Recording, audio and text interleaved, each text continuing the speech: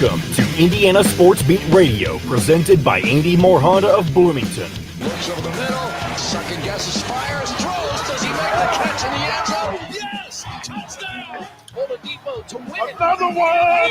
Another one! Oladipo! Another one! Huge hole! He's at the 30! He's gonna go! 10, 5, touchdown! Jonathan Taylor! Works down by Burke. Bounces into Cody. Puts it up. Scores! Now, from the Golf Club at Eagle Point Studios, here's your host, Jim Coyle. Hello, everybody, and welcome in on this Monday. Man, we've got to have a whole week this week.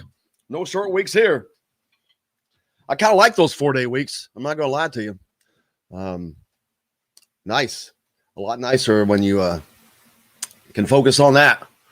But we've got plenty to keep us busy. Charlie Miller will be joining us soon, of course. Rob Cassidy should be joining us from Rivals. Tons of basketball going on over the weekend. Down in Alabama, we've also got an in-state 4-star. Joe Strickland names his final 3. Indiana was one of those, along with Purdue. Who else was that? Stanford. So it's going to be interesting to see. He's a 4-star D lineman. That would be a big-time get. Joe Strickland just announcing those 3 on Saturday. Lots of basketball to talk about over the weekend. Whatever else you guys want to talk about as well. But a lot of basketball talent that Indiana has interest in was in action over the weekend in Alabama. We will get to that. It's just getting closer and closer to dropping the puck on the ice. Weird metaphor to use now that hockey just ended.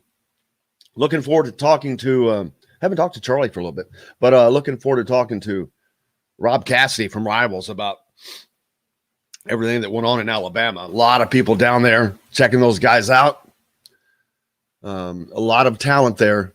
You can read about it at thehoosier.com, of course. Lots of notes, recruiting notes are there from the weekend following those guys.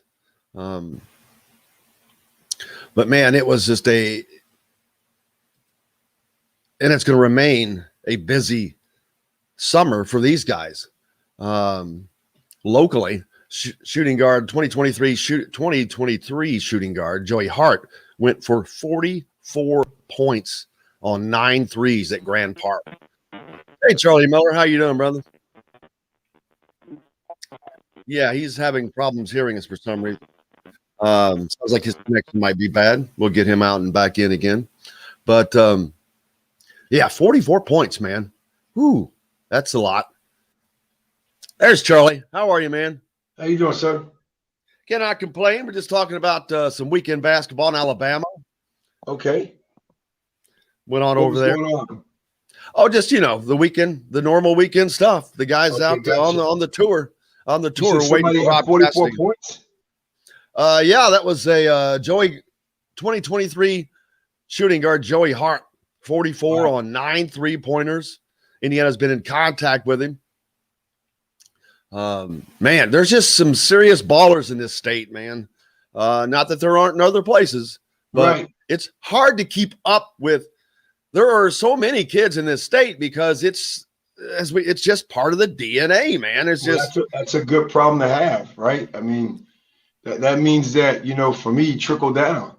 That means there's good high school programs, good training programs. People are eager and anxious to get better, and it's what seemingly is happening. The most interesting kid that I have seen is Jeff Shepard's son. Reed Shepard. Yeah. Mainly because this is going to be interesting to me. He's a big-time name at Kentucky, but that doesn't mean jack to him, I don't think. I shouldn't say that, but I don't know. But he didn't grow up with that, so I don't. It's going to be weird to see how his recruiting goes because Kentucky's not a team that has been shown interest to him yet. Indiana, on the other hand, there are 3 kids from Kentucky that I can think of that they've shown interest in. That has never, ever happened ever in my lifetime that I can recall. 3 kids at the same time from the state of Kentucky. So that's kind of weird, wild. Well, you got to think about this too. You got a change of guard at Kentucky. I mean, even though you have the same thing in Indiana, you have a tie to Coach Knight to Coach Mike Woodson. If there was a player of that caliber, say that played for IU back in the early or late mid 90s, like Jeff played for Kentucky. So, and also I think you're probably gonna find a player like him, who I know he's been good for quite some time. He's gonna go to a school that probably provides the most opportunity.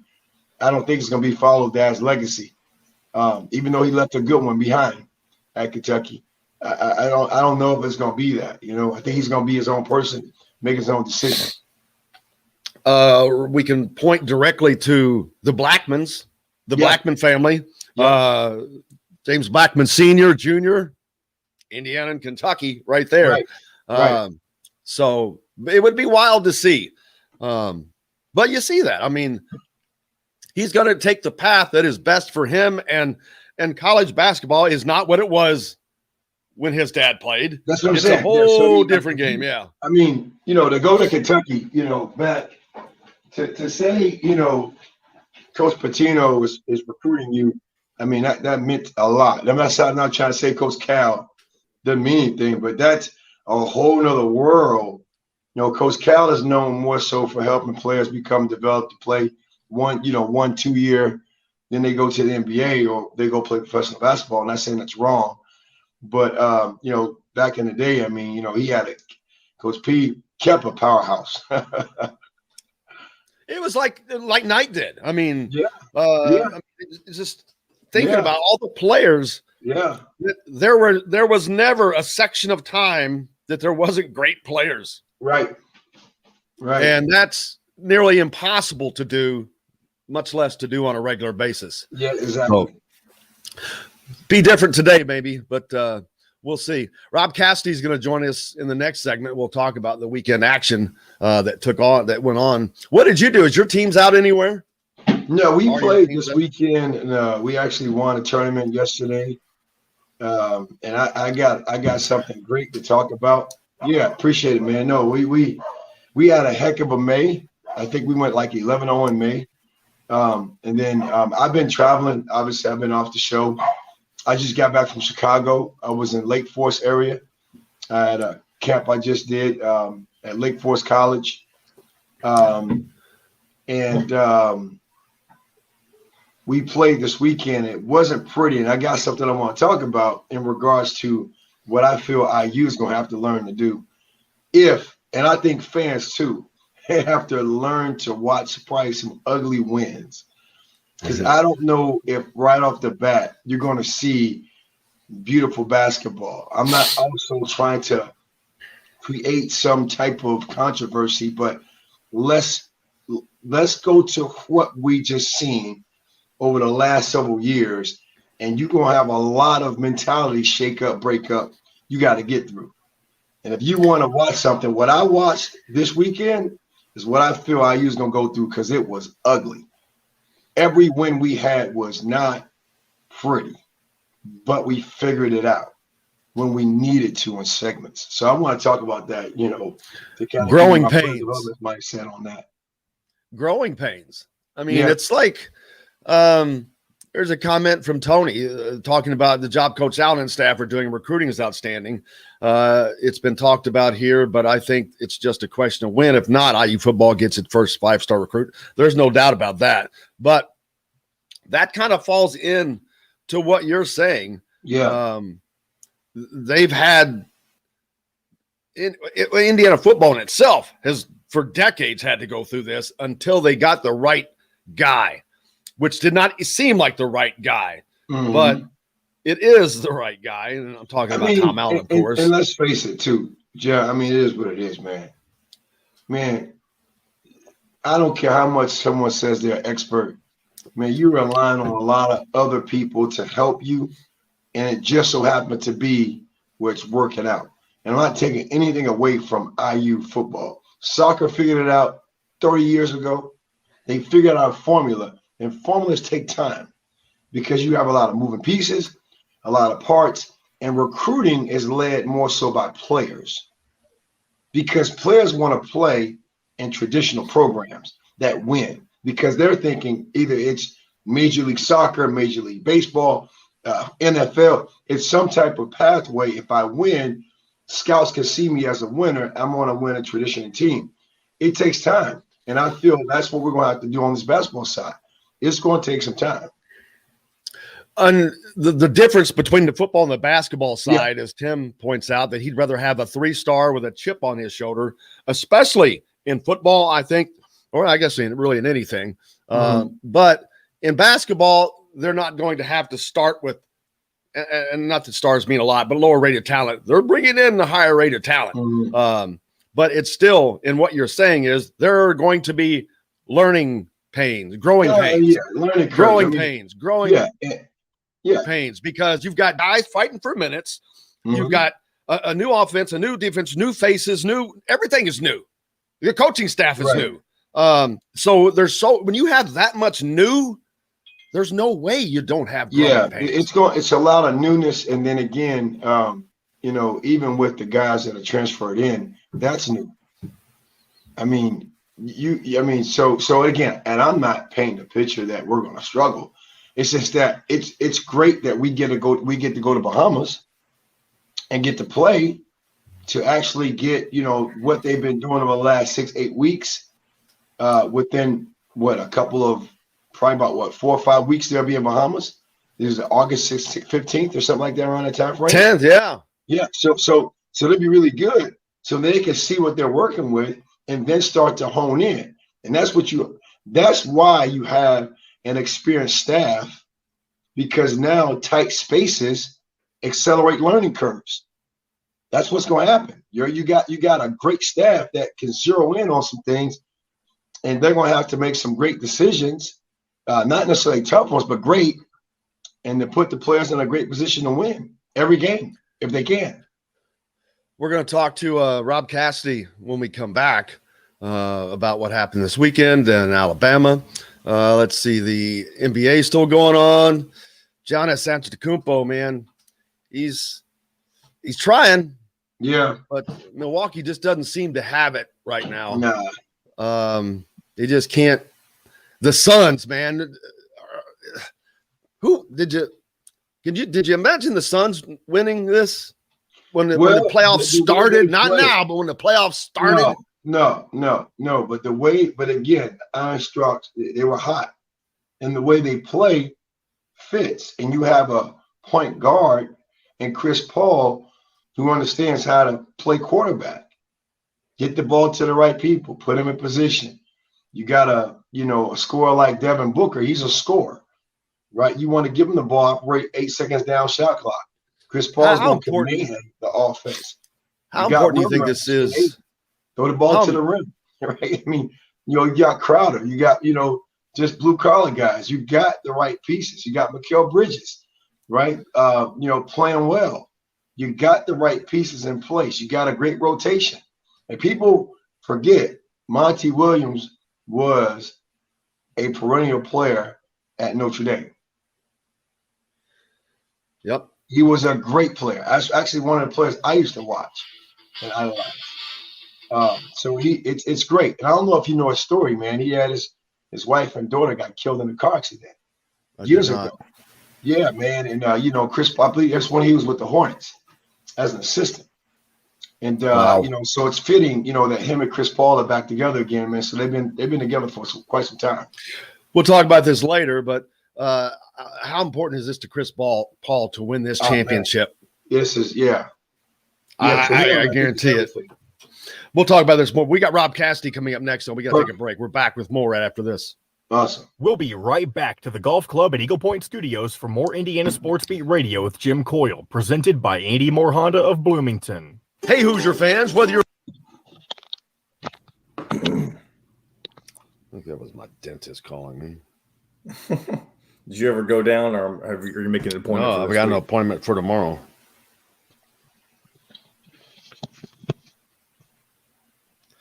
My daughter's coming in today. We got a couple minutes, guys. Yeah, go ahead. Yes, sir.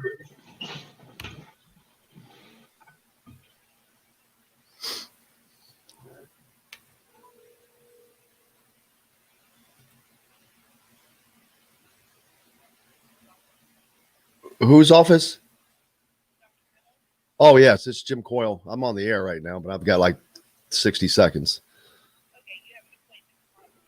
Right. Thanks.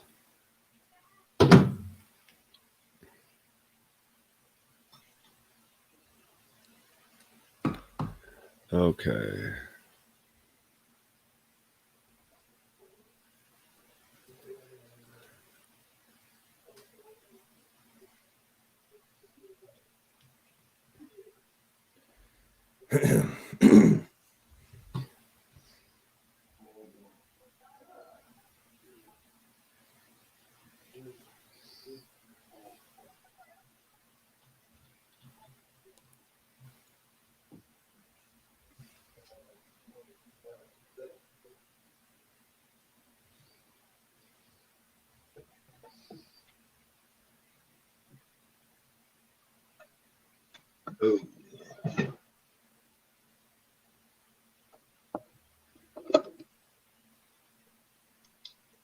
I let Rob know he can rejoin because he tried joining about 10 minutes ago and he noticed y'all were talking. He dropped out and I let him know to come back in. But Yeah. He can join anytime sure, he be wants. shortly. See, Cups. An IU baseball recruit got drafted by the White Sox pretty early. I think he's going to bypass going to Indiana. Colson Montgomery. In case I don't know if you know anything about that, but that's just a little tidbit of info. Where is he from? I honestly don't know where he's from. I just know he got drafted by the White Sox. Yeah, I saw that over here. All right, let me go. Oh, here's Rob. I'm going to bring us back in after I bring Rob in. What's up? Hey, Rob, how you doing, Have buddy? a long list of craft beers and all of the right foods to go with. Plan a day on the links at Eagle Point in Bloomington, then stay for dinner at Sam's Clubhouse. Sam's Restaurants, professionals in the art of food and drink. Today's guest is brought to you by Reynolds Family Dentistry of Sellersburg. You need $1 million smile for those championship photos, and that's exactly what you'll get with Reynolds Family Dentistry. Now back to the Golf Club at Eagle Point Studios for more Indiana Sports Beat Radio with Jim Coyle, presented by Andy Moore Honda of Bloomington. Here's Jim Coyle. Welcome back on this Monday, starting it out. Lots of basketball action from over the weekend. Charlie Miller with us, as always. Joined now by Rob Cassidy from Rivals National Recruiting. Rob, how's it going, brother? It's going, man. I was up late last night watching the Sun, so I'm a little bit slow. We were just talking about that. I asked Charlie, I was like, man, when this started, the playoffs, would you have picked the Suns to win this thing? And that looks like it's going to happen.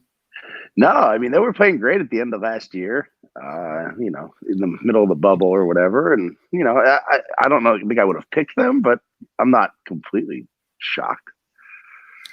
Yeah, I know. I guess we shouldn't be. It's professional sports, so these guys are all pros. But you had a busy weekend down in Alabama, covering a lot of guys who want to be in that position one day. Yeah, absolutely. Especially a lot that with IU attention on there. Yeah. There were a lot of them. I'm trying to think of that. I don't. Kayla Banks, Favor Air. You got Cups. I know. Shafino was in a different place, I think. Yeah, he was somewhere else. But, a lot of guys down there, a lot of action all weekend. Yeah, Reed Shepard. Listen, Reed Shepard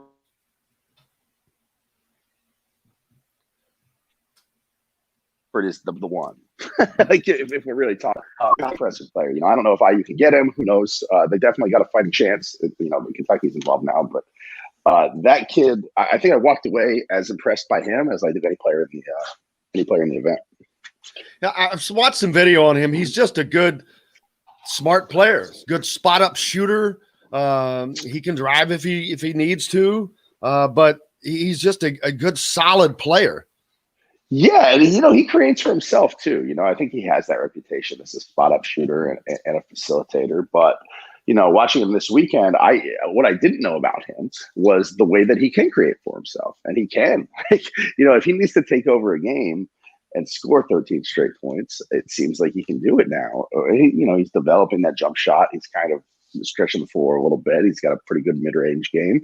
I think it's just a confidence issue with him. I think when that comes and he decides, I can take over the game, I am the man, that's going to add another level to his game on top of the facilitating and the high basketball IQ that you mentioned.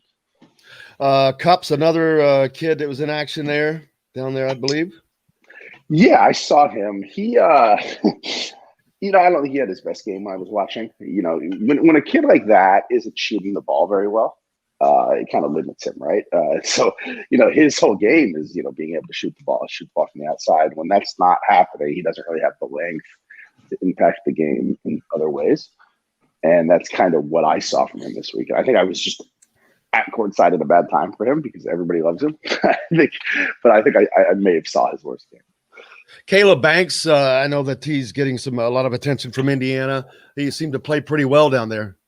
Yeah, he played great. I only saw half from him, but he's one with the length, and he's one that rebounds pretty well positionally, and defends. The kid defends, and it's really hard to find kids that defend like that these days. He's got a motor. He's a willing defender. He was a guy that gets in the passing lanes, gets his arms to the passing lanes, and, creates buckets in transition. Favor Air, another a kid that with a lot of talent, big kid, 6'11", that has drawn Indiana's attention, but he's 2022, so I'm not sure how much. They're looking at a lot of 23 guys right now. Yeah, they moved on. I didn't see him this weekend, I don't think. And if I did, I did not notice him. They're kind of looking at. I didn't see. I don't know if I saw the staff at the event or if they were watching. I'm trying to think. There were so many coaches there. They see coaches back on the road. And I don't think I saw anybody from the staff. I don't think I ran into them. It was too much of a crowded gym, probably. Yeah, they were there early, I believe, but and then off watching Jalen Hood-Schifino, like I said, or Schifino. I'm not sure how to say his name. I think it's Schifino, and you want to talk about somebody with he's got some upside. I mean, that's a dude with some size and some strength. Creates his own shot using his strength. He's one that can, he rebounds well positionally too. He's a big kid as far as like girth goes. He's a strong kid. He's been in the gym. You can tell. I love that kid. Like I'm as high on him as anyone. Before you joined us, Charlie, when we were talking about that, even though there is a ton of talent coming in next year and you've got a great coaching staff in place and things seem to be exactly how they need to be, that there still may be some growing pains that fans need to expect because you don't know what you have and you don't know how these guys are going to perform together and all that. But it is a question mark of what this Indiana team is going to have as they continue to recruit, but their recruiting is definitely taking a gigantic uptick with these kids out across the country. Yeah, there's definitely no doubt. Charlie, how are you, by the way? I haven't heard you. I'm good, man. I'm glad to be back with you guys. I'm terrible about that. I always think everybody knows everybody. No, I do know. I was on with you guys last time. Remember? He's from my neighborhood. He lived right here in my neighborhood. He lives in my neighborhood. That's right. Yeah, people do need to realize that. Like that's one of the things that I think gets carried away in this era of basketball is, everybody is a instant gratification person, and new coaches and new systems need time. You have to have a season to figure out. And I'm not saying Indiana's not going to be good next year. I'm just saying you need to give these guys some leeway to figure out, how these guys fit your system. You're inheriting as a new coach, as Mike's inheriting a new, a roster full of players that he didn't recruit. He has to find a way to make those guys fit a system, and I think that that goes for North Carolina, that goes for everybody. And it just seems like we've kind of gotten away from giving coaches time to figure that out. If a coach doesn't win the national championship in year one these days, it's, everybody wants his head. Yeah, and just looking for wins, I think the Indiana fan base, they're just looking to get back to and I understand that 100%. Normal baseline, but Charlie has a much better viewpoint from it, having played here and played in front of those fans. But yeah, just getting back to that. But he mentioned, having to go through growing pains, because to get back to greatness, you've got to go through some tough things. It's not, if it was easy, everybody would do it. Yeah, and 100%. It's amplified in a place like Indiana for sure. It's a place, obviously a place with a proud history where the fans expect certain things and expect a certain level of winning. And Charlie can tell you better than I can. When you sign on the dotted line to play in Indiana, you sign up to meet certain expectations. And I think everybody knows that, and it's it makes rebuilding a little bit tough.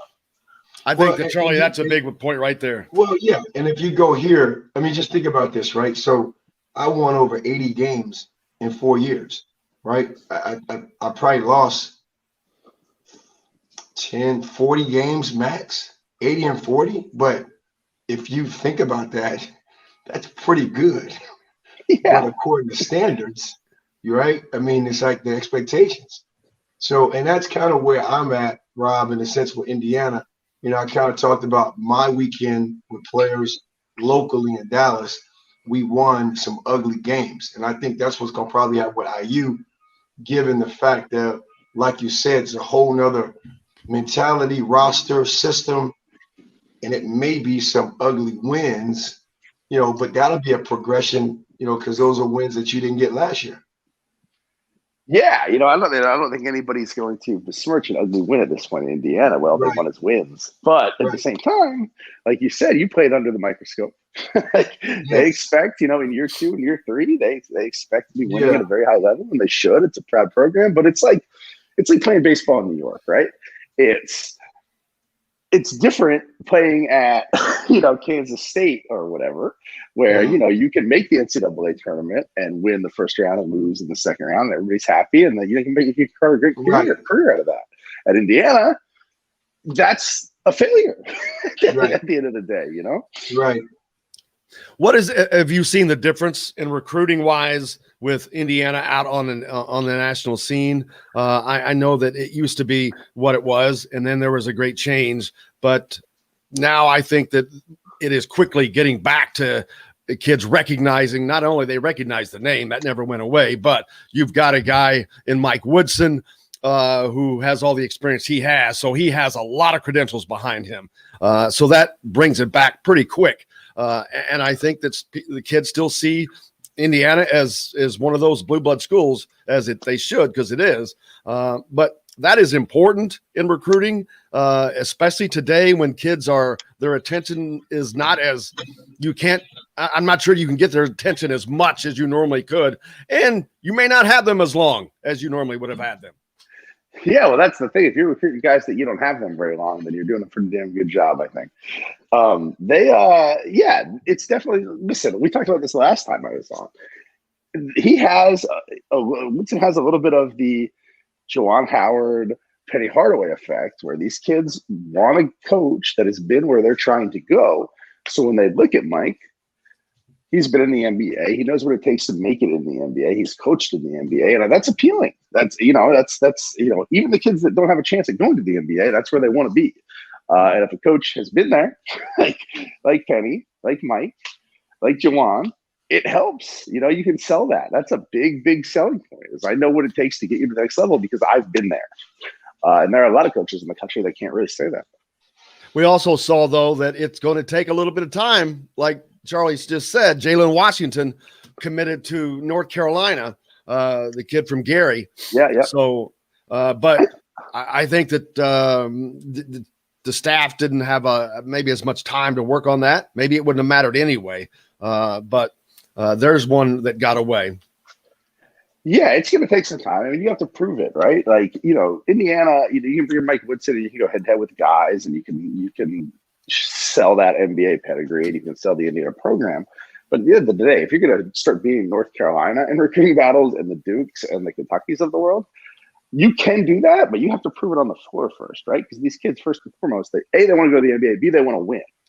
And I think that, recruiting kind of compounds, the success compounds, because once you start proving it on the floor, okay, then you've got the NBA pedigree and then you've got, a winning culture. But, you're selling a dream until then, right? Right now, Mike Woodson selling his vision of the future. And I think that, once he starts proving it on the floor and Indiana starts racking up wins, then you're not selling a dream anymore. You're selling, tangible facts. This is a winning program again. Yeah, well, I don't know that it's going to take long for that to be proven to these players. He got Exactly. He was able to get some guys come in on that trust already. Tamar Bates. I mean, you want to talk about a big recruiting win. He took over. He wasn't on the job 2 weeks and he got him. So, it's not that he's a bad recruiter. It's just that some kids need, if you're going to go stand toe-to-toe with North Carolina, I think they need to see the results on the floor. What's next for Indiana on the recruiting side? The buzz is out there. They're getting attention from kids. They're getting the visits now, which means a lot. What's next up for the Hoosiers? They like the Cubs kid. I assume that he's going to end up there. That would be my guess. We'll see. I mean, recruiting is crazy. It's impossible to predict anything, But the next step, as far as, they're in on these, we'll call them second-level kids. They're not getting the top 20 kids in the country. But I think Mike Woodson has that ability. I think the next step, obviously, is, they're going to get these, between 40 and 100 players, ranked there. The next step is for them to prove it on the floor. And if they have a good season this year, I don't even think that they need to, they obviously don't even need to win the Big Ten. I think that they just prove upward trajectory so kids can see that this thing is headed in the right direction again. Then they take the next step as far as recruiting goes. Charlie? Hey, would you say, Jim, that's about the equivalency when the Pat Grahams and the Todd Learys were coming in to tie you? Yes. I mean, I think that's where I see this being a big win in player development, because I like those kids now, the top 40 I like those kids. I'm not saying I don't like who doesn't want a 5-star, and I don't know all the rankings because that's a lot of my league as far as the age, 2-star, 3-star, but. Sure. But I like those type of players because, one, there's a lot of probably untapped potential. There's a lot of hunger, chip on the shoulder, being looked over. All of a sudden now you probably have a player or two that can help you win so many games. I like those kind of players. No, those are the kind of players you build a foundation with. I'd like to liken it to Bill Snyder's football side at Kansas State, where he came in, found those kind of guys, and built a national championship contending team with them. And then you start getting the interest from the other guys. But no, those are the bedrock of any program, or those kind of dudes. Northwestern football. Yeah, exactly. I think that's the best way to put it. Yeah. But I think that it's going to be a lot better because they will be able to get much better talent and be coached. And it's looking forward to it. What's up next for you? I am in Dallas for the Under Armour circuit this weekend. I think I leave on Friday to go there. There's some good talent there. Those are probably the teams I've seen the least. So I'm excited to kind of go out there and see some new guys. I mean, guys that I have seen, but guys that I haven't seen a lot. Well, Charlie can hook up and say hi. I'm not sure where Charlie's going to Charlie, be. what part of Dallas do you live in? I live in Carrollton. You're probably going out to Fort Worth at the Frisco. Frisco? Yeah. Oh, you'll be here. Yeah, I'll be back Friday. I'm running a camp in Austin. I'm leaving today after the show. But I'm back. Come to Under Armour. Let's watch some basketball together. And then I'll take you out to dinner and we'll make Yahoo pay for it. Let's do it, man. Let's do it because I'm back on Friday. Let's do it. I'm back Friday. So we'll make sure we exchange information. Because then I go to Sacramento. on Monday. So, yeah, that'd be great. All right, awesome. All right, I've got the dating service set up. We'll get that done. Hey, man, we have dating recruiting service over here, Jim. Come on, man. You gotta know these things, Jim.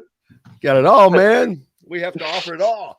Hey, we got to take the coolest things about Rob. He lives in my neighborhood right now. Like that to me still blows my mind. Yeah, I'm standing right here in South Miami right now. I'm looking at that blows my mind. So there's going to be so much to talk about. As far as where he's at right now. Exactly. That's why you come to Under Armour, we'll go to dinner and we'll talk. Man, that's up. That's great stuff. All right. We'll do it. We'll be Appreciate back you with guys. more. Thank you, Rob Rob. Cassidy from Rivals. Great having you on, man. Look forward to doing this again soon as the Absolutely. recruiting effort goes on. We'll talk to you more. Be back with more right after this. Awesome. We'll Thank you be guys. right back to the Golf Club at Eagle Point Studios for more Indiana Sports Beat Radio with Jim Coyle, presented by Andy Moore Honda of Bloomington. Whether you're looking for All right. Let me send Rob. I will send. I appreciate that. No, that's pretty amazing, man. I mean, to say he lives in my neighborhood, like literally where I grew up, Jim, that's like not. I mean, I didn't grow up in a small town, but like to say South Miami specifically, I mean, you're minutes away from where I lived when I was That's getting funny. recruited. Let's see.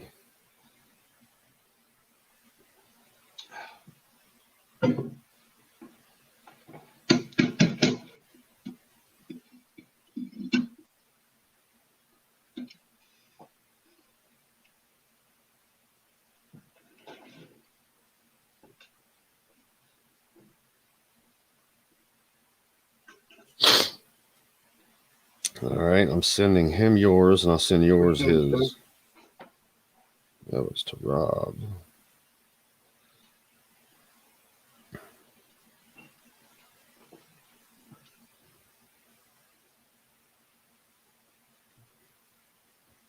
Frisco to me, Jim, is Ellisville to Bloomington. Ellisville. Now, are you in Evansville? No, I'm in Bloomington. You're in Bloomington. Yeah, I hear Kevin commercial. Brockway. Is that the commercial or something? Is there a commercial for Evansville? No, I think what you're thinking of is the fact that we're on in Evansville. The Got We're on radio down show's there. on Evansville. Yeah. Got it. Got it.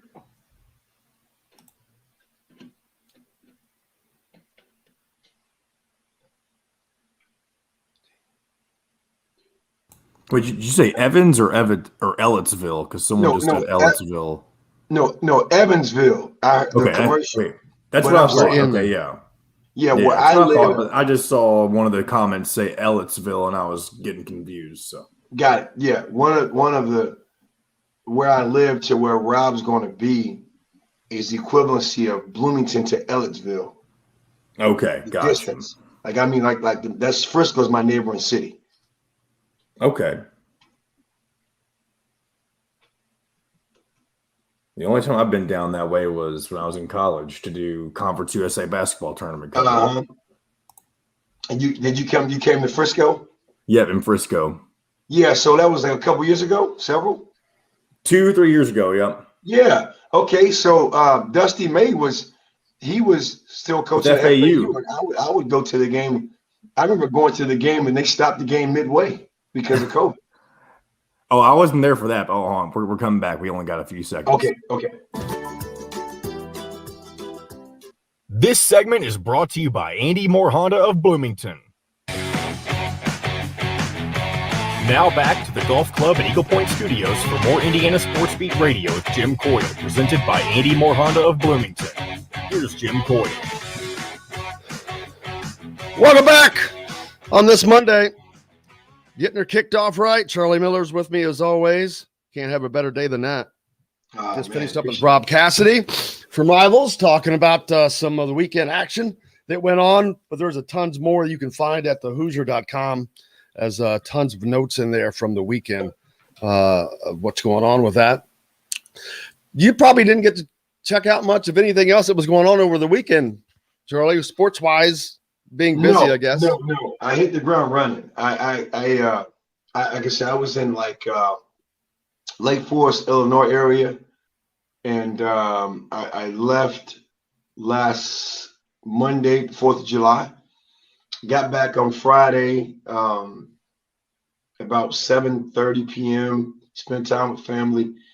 Then I was on the court, pretty much coaching, which was a change of scenery because I was on the court teaching, film study, life lessons, all that stuff. So it was pretty good. Get a change of scenery in basketball. But like I said, it was ugly wins, man. They were not pretty.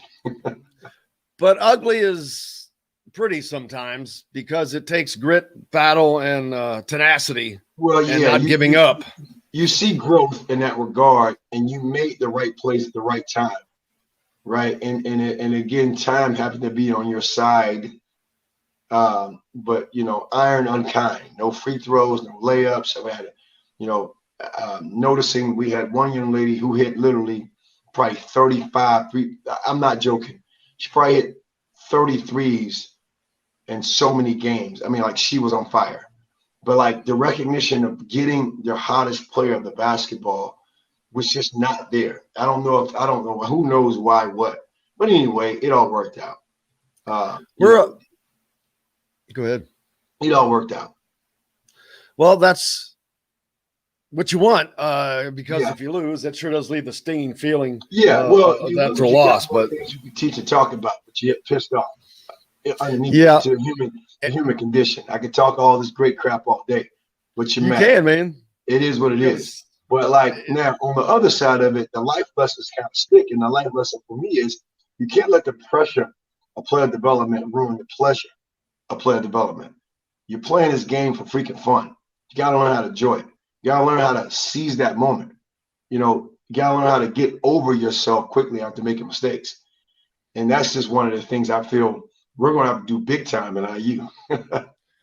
Yeah. On the baseball side, I used Montgomery, or not I used, but played for Indiana State baseball champion Southridge High School, which is at Huntingburg, which is a town next to Jasper, who were also Indiana High School baseball champions, both nice. Southridge, Southern Indiana schools, of course. Nice. There you go. Plug for the Southern Indiana schools. Nice. That's a great baseball area, though. But yeah, congratulations to him. It's good stuff. Congratulations. The White Sox. See you. A lot of White Sox fans from the region around here. So that should make a lot of people happy. Good. But we're getting close to the football. I mean, we're talking basketball, and I'm ready for all of it, but I'm not ready for the summer to quite end yet, man.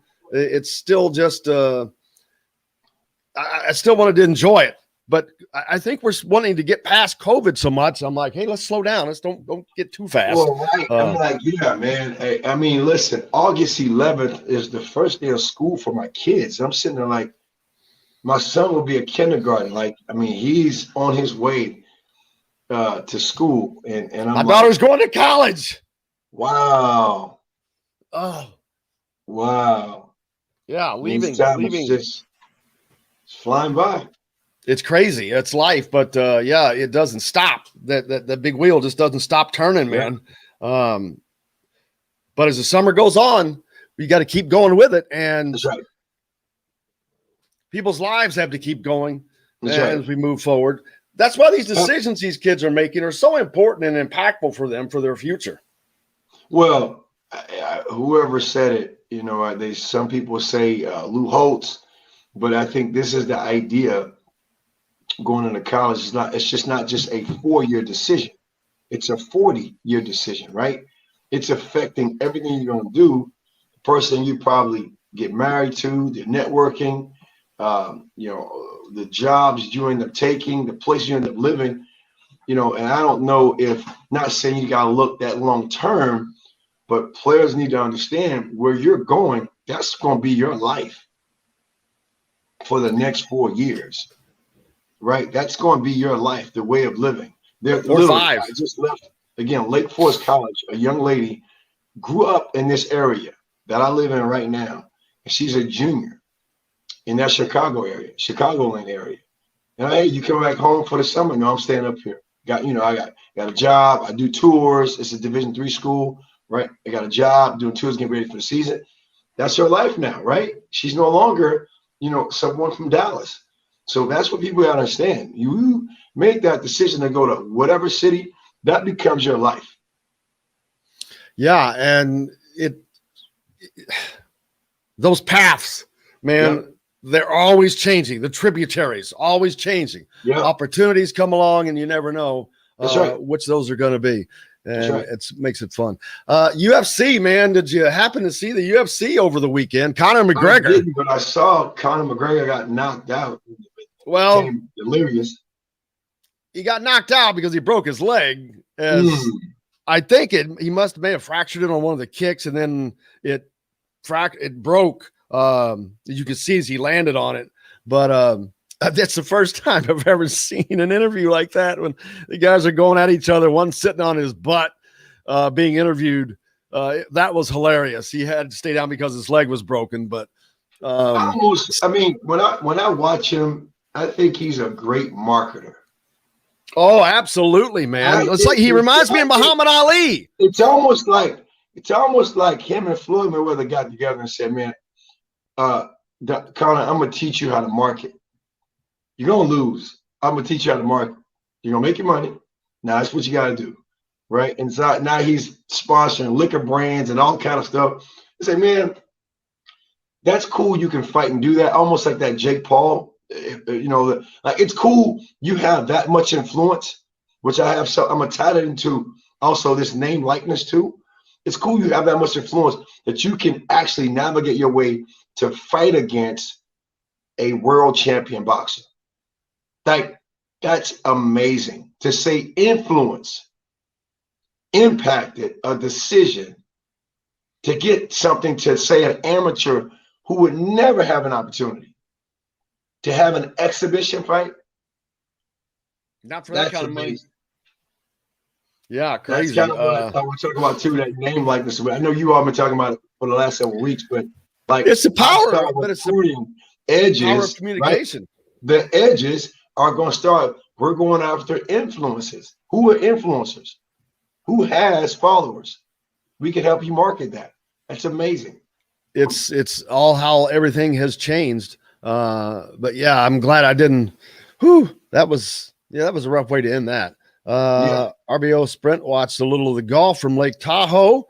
He needs to take up the game. What scenery, man! You haven't played, then you've been crazy over Bob Kravitz talking about that match they played in Montana. The match between Phil Mickelson and Bryson DeChambeau and Aaron Rodgers and Tom Brady. Yeah, Kravitz was just talking about it. Now that was wild to see a golf course that had a bear and foxes. That's pretty cool. And we haven't talked about that T-shirt yet. That T-shirt, that's top-notch stuff right there, man. That is number one. Absolutely. I love that shirt, man. Bushwood Country Club, for those of you that can't see. Bushwood. There's no gambling at Bushwood. Dude, one of my favorite all-time movies from my childhood. I mean, and a lot of people's, but that is got to be, and I'm talking about Caddyshack, the most quoted movie of all time, of all movies in the history of the motion picture industry. Without question. Yeah. People that don't even watch the movie probably know lines from it. A lot of great phrases, man. So, yeah, I'm a fan, and I was at a T-shirt shop, and I saw it. I got to buy it. So, I got to buy it. I believe they had a reunion over the weekend of guys. Was there a reunion over the weekend? I'm not sure. Yeah, I'm not sure. Basketball wise, I was thinking there was a basketball. Oh, yes. Basketball. Sorry. Yes. And they did have a reunion, and I know I wasn't going to be able to make it. Right. I saw the communication months ago. Yeah. I have no updates, no details on it, but yeah, you're right. Well, we'll get some guys on and talk about that. Yeah. How that went. I'm sure that was fun for some of the guys that went or the guys that got to go. I think they had that down at French Lick. I'm going to tell you this, one of my highlights, which is like, as a former player, I think we all grew up in the 90s watching Michael Jordan, right? I mean, I think he was the first person people wanted to be like, imitate, if you were 6'5", 6'6". So, the college I was at, his Chicago home was minutes away from there. So I said, I got to go to his house, right? You drive up this private driveway, and there are the gates. The gates that say 23. And I had a coach from an NAIA school. He said a recruit called those gates the gates to heaven. Yeah. And hey, listen, man, I gotta send you all a picture. We gotta post this picture. As I'm driving up, I see landscapers there because I thought, one, he can't sell the home, but he still keep the home up. And I had that in mind, gates of heaven. And guess what happened to the gates of heaven as I drive up? They're They start opening up. So I'm going crazy. I'm going nuts. I take a picture. I'm gonna send you all the picture, John. We gotta post it. I'm going nuts. I'm sitting there like, oh my God. And Larry Bird called him this. Larry Bird, and he called himself, Jordan called himself this in The Last Dance. So he said he called himself Black Jesus. So I'm like, the gates of heaven, Black Jesus might be in there. I'm watching Black Jesus' gates open, man. I'm like, I had a hell of a day that day, Jim, in camp, man. I'm like, the Black Jesus gates open up. Come on, I can't get any better than this, man. I can't get any better than this. I wish to gosh he would have rolled up. A big limousine would have rolled up. Come on, real man. slow. Hold on. Stay with me. I wish it would have rolled up and it slowly went down. And it would have been Spike Lee. And I want to get my last piece. His address is 2700 Point Drive. He actually was able to create that because he was the only player at the time to score over 2,700 points in one NBA season. Now, James Harden has done it, I think, over the last couple of years ago, but his address fits what he's done, 2,700 Point Drive. So I'm sitting there like, okay, it has to be some type of significance. You look it up, lo and behold. That's the ultimate competitive, man. That was fun to get to do that, though. I wouldn't even have thought to do that. On the way to camp one morning, it was, little, like when I say put in address 2 minutes, I gotta go. I cannot be afraid. I gotta go pull up. I get kicked out. It is what it is. I gotta go. And does he live in Charlotte most of the time? Say it again. Does he live in Charlotte most of the time? You know what? Who knows? He may be there, but I know he also has a golf course in Jupiter, Florida, that he just built. So who knows, right? I would probably say during the season, probably Charlotte. And I'm trying to become an avid golfer, but I hear great stories about his golf course he created in Florida. It was an old orange grove that he actually designed the specs to fit his golf game. So if you read articles from professional players that play, if you are a long hitter, striker, that course isn't good for you. The course is made for Michael's game. So it's like if you hit long, you're in trouble. Does he slice a lot? Because that's sure playing in my game. Yeah, no, well, who knows, right? But it's just look up articles, man. So they call it Slaughterhouse 23. That's what they call the golf course. It's like the guy's the ultimate competitor, man. Speaking of which, how about the U.S. team going down? You know what? Okay, think about that. You got 7 NBA players, right? Seven NBA players playing for Nigeria. 7. These are all your colleagues. It's only 450 guys in the NBA. You got 7 playing against another 7 or 8 or 9. Right? You got Mike Brown, who coached. Pretty high percentage. You got coach. And it's not like you had nothing against it. Not like you had kids from Angola, kids from, you had NBA guys beat NBA guys. And again, it's great to do early. Just like the Dream Team lost to Chris Webber and Jamal Mashburn, Bobby Hurley. It never got televised, but they got their butts kicked. Chuck Daly brought those guys in, and it was a good wake up. Good tune up. That's good. I mean, yeah, we were gonna cry about that, but that stuff doesn't count. They learn. Not Coach Pop has something to talk about. Yeah, get them straightened up. But like you said, think of that 7. Mm-hmm. Think of all the college basketball players that make it to the NBA. The percentage. Thank you, sir. And now 7 out of 13 on a country. Are you kidding me? Hey, look, you have a super Olympic team. Argentina, Lithuania, Slovenia, they have 1 or 2 Lucas. The 1 or 2 guys. But you got perennial pros over in their countries. 7 NBA guys. I'm not trying to say that Kevin Durant, Bradley Beal, Damon Lillard, and Bam Adebayo, they shouldn't lose, but that's not your typical Olympic roster. Normally, that's the roster we have. It's not your granddad's Olympics anymore. No, yeah, this isn't the dream team going over there and just creaming everybody. Yeah, these guys, and they're doing it at a younger age too. I mean, if you look at the younger teams, they're competitive now as well. They're playing. It's a sport that it's been introduced, and now they can play it a lot more because you can play it inside, outside.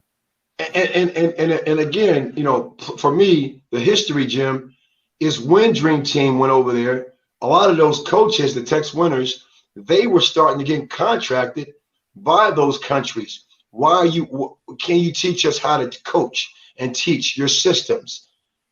20 plus years is why you get a Luka. Think about that. Think about the Dirk Nowitzkis. Think about how those coaches from the States went over to those different countries and taught. That's what you get now. It's more parity. We got to take a break. Equal level playing field.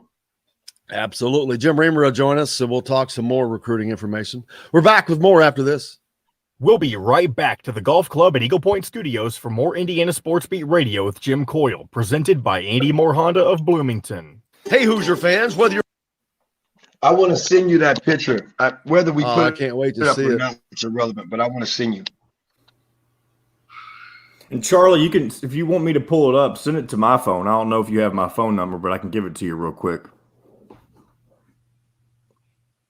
I think he might have just lost signal for a sec. Okay. Yes, please. Okay, here. Let me know when you're ready, and I'll Can you give me your number? Yeah, can you hear me? I'm ready. Okay. 502-523-6472. You know, you just gave your number to the world. Well, if you didn't say it out loud, people wouldn't have made that connection necessarily. But you know what? If they Pretty sure they would have. It's not a big deal. Who the hell am I? You're a producer. You're John, a producer. You're somebody. You get it? Okay, yeah, I see that. Let me see. Hey, man, the gates, John. See the gates, man? Yeah. I'll send that to my email real quick through my phone, and then I'll try to get it pulled up here for the next segment. Sorry if y'all hear that. We got a puppy here last week, and she's starting to be a little vocal. Like you're trying to kill it. She's out in the kitchen. She's been a saint for the whole first hour. She just started whimpering about 5 minutes ago.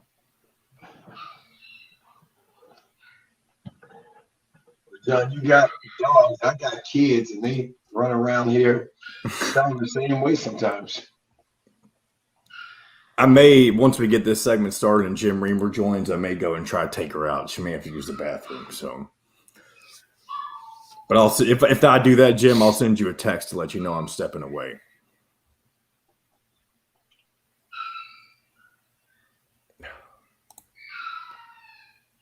Yeah, that's going to have to go. Well, it doesn't happen between breaks, or only happens between breaks because I have my mic on. You won't hear it during the show.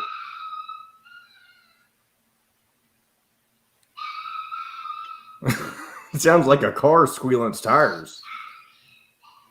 It's like a murder's going on back there. Oh, my goodness. No one's killing the dog. She's fine. She's just, I guarantee you she has to use back. John, the producer's become John, the puppy killer. All right, we're coming back. Steaks and seafood. Sam's Ale House in Carmel and on 86th Street in Indy have a long list of craft beers and all of the right foods to go with. Plan a day on the links at Eagle Point in Bloomington, then stay for dinner at Sam's Clubhouse. Sam's Restaurants, professionals in the art of food and drink. This segment is brought to you by Bubba's 33 in Clarksville. Pizza, burgers, beer. Now back to the Golf Club at Eagle Point Studios for more Indiana Sports Beat Radio with Jim Coyle, presented by Andy Moore Honda of Bloomington. Here's Jim Coyle. Welcome back on this Monday. Getting your week started the right way. Charlie Miller with us as always. Wouldn't be an All-American Monday without him. Boy, that's a great little phrase to make up. I like that. Golf over the weekend. We had auto racing over the weekends. Where were they? I was watching that race. Atlanta? Yeah, they were in Atlanta. I don't remember who won. I fell asleep. So there's that. You got golf. You got basketball still happening. The NBA. Hockey is wrapped up. You had soccer with Italy and England. Did Italy end up winning that game? I think Italy won. Man, they were down too. So that was an important Euro Cup. Big game for those folks. Great importance. Played in Wembley Stadium, site of so many historic things over the years, man. Right. Have you, well, I mean, you've been around so many places around the world. Have you been to Wembley? I have not. It's England, right? Mm-hmm. I've only been to the airport in England. On my way to Scotland. I'm being real. Like, because, actually got stuck. Not stuck, actually. About a 7-hour delay weather-wise, and thought about just walking around London, but just didn't know where I was going. And GPS is not the same. It's a little different. Absolutely not. I got distracted reading the puppy abuse. I'm just kidding about the puppy abuse, man. You Just set it up, teasing. man. Oh, man. You guys run with that stuff. Where is the coolest place that you've been? The most memorable, like, wow, this is just stuck with I would you. say Geneva. I would say Geneva, Switzerland. I lived in a suite, like a flat, and you could see Mount Blanc. You could see it miles away. And I lived around the corner from the United Nations. And Switzerland, Geneva is like a melting pot. People. I mean, every walk of life is there. Perfect English, and then all of a sudden, the cool thing about Switzerland is that it takes on different countries. Like, you got Swiss Italy, Lugano area. You got Swiss Germans. You got the French, because Geneva is close to France, the border. So, again, almost like not even going to Indianapolis from Bloomington, you've already crossed the border, right? So just to understand those opportunities, I think Bordeaux, France is like 30 minutes away from Geneva, Switzerland. So being in Geneva, experiencing all that stuff and going places like that, standing at a chateau in the French Alps, climbing the French Alps for off-season conditioning, pretty impressive and pretty neat. Yeah, that's getting to see that stuff is amazing. Yeah. And I know that it affords so many guys opportunities that would just not get to do that. Yes. No, I mean, I mean, it's just right on, man. And it's fitting you say that, because the reason why I play basketball, I just want to give a shout out to her. My sister passed away, Jim, in 1999. And that's actually my last season in Geneva. Actually, I think it was right before she passed away. I ended up going back over. I went to Geneva. But she's the reason I play basketball, man. I just want to give her a shout out today. In July 12th, 1999, man, she passed away. But she was my reason to playing basketball. Hope Butler. Hope Butler. Hope Butler. Yeah. My sister. Yeah. Hope, we're thinking about you right now. Appreciate you. What about her pushed you? What was it? Man, everything. I mean, she was a great player herself. Any sport she played, it's just I gravitated towards whatever she did. I couldn't play volleyball or softball. She played basketball. I just copied her steps. And I still remember the day being 10, wearing a size 10, putting her shoes on. And that was the day. Something said, I'm gonna play basketball. I'm gonna be like Hope, right? Just talking to myself. But I still remember that. And she was my reason, man. You know, she's my reason. You know, when I think I talked about this with Rob, when University of Miami was in my neighborhood. And she played there, Jim. She played at University of Miami. We called it UM. That's what we called it in Miami. And I had the fortune, think about this, at 10, 11, 12, to go watch her practice, drive my bike, go on campus, watch her college practice. Coach allowed me in, just watching my sister practice. And they played on campus. This is back in the 80s. They played on campus. We talked about University of Miami being a small school, private school, still is today. So I would go watch basketball games as well, right? And I would go on campus, just ride my bike from my house, doorstep, park it outside and watch games. Go inside the locker room. I talked about going to Domino's Pizza, you know, bombing pizza from Domino's, you know, trying to, you know, impress all the teammates on her team. So just think about that as a primal cue and put me in a position to probably do the things I've done myself in my career. But she was my reason, man. You know, and again, forget how many years ago it was, but 1999, July 12th, she passed away at 32. I hate that for you, but I'm glad to see the mark that it's made. You look back at guys like Reggie Miller, and then CJ Gunn, who is an up-and-coming a commitment to Indiana today. And I know I've talked to him about the same thing, about playing with his older sister. And it's funny because women are fighting for their rights along and all that stuff along the way. And so many times you hear these stories, it's just it's don't forget, man. And I feel, because it wasn't no such thing as, because for her after college, it was, and you probably have friends or know people who played in like softball circuits. They would travel to different cities and states and play. May not know, but that's actually what she started to do, play. And it wasn't anything professional. It was a club team. They would travel to different states and play. That's how good she was, right? I mean, as far as an athlete, and she still wanted to play and play sports. But I feel firmly if there was a WNBA, she would have an opportunity. Who if she made it or not, I know she would have an opportunity.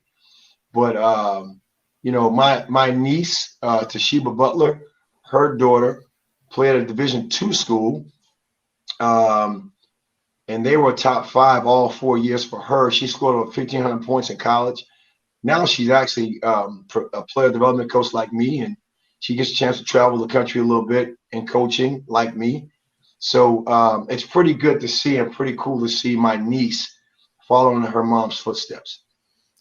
This is something from last week. Jalen Lewis, at 16, became the youngest player to sign a pro basketball contract by joining the Elite Overtime. We've talked about that. But I didn't talk about this particular story. He's a 5-star recruit, junior in high school, signed a contract with the Overtime Elite Professional League, making him the youngest prospect in the U.S. ever to do so. The Athletics' Sham Sharana first reported that on Friday.